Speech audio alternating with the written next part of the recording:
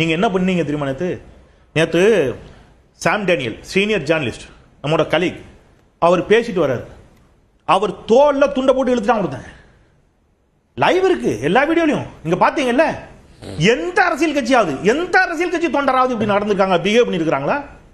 அவரை சுத்தி நின்று கத்துறான், ஆடுறான். நீங்க எப்படி உருவாக்கி வச்சிருக்கீங்க? நான் திருப்பி சொல்றேன், அரசியல் மயப்படுத்தப்படாத வெறும் ரசிகர் கூட்டமாக ஒரு கூட்டத்தை சகோதரர் விஜய் வைத்திருக்கிறார். முதல்ல நீங்க அதெல்லாம் சரி பண்ணுங்க. அது இனிதானே நடக்கும்.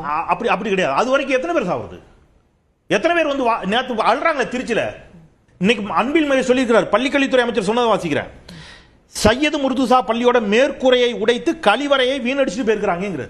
நீங்க நல்லா வாங்க, என்ஜாய் பண்ணி உங்க தலைவரை கொண்டாடுங்க. அரசு சொத்துக்களை சேதப்படுத்தணுமா, அரசு பள்ளிகளை சேதப்படுத்தணுமா? இது ஒரு இடத்துல இல்ல. நான் திருப்பி சொல்றேன், வள்ளுவர் கோட்டத்தில் ஆர்ப்பாட்டம், சென்ட்ரல் மீடியன் ஃபுல்லா உடைச்சிட்டாங்க.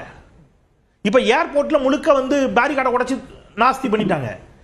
போர்க்களம் அவங்க கட்சி தலைவர் பேனரை கிழிச்சு தூக்கி தூரப்பட்டாங்க.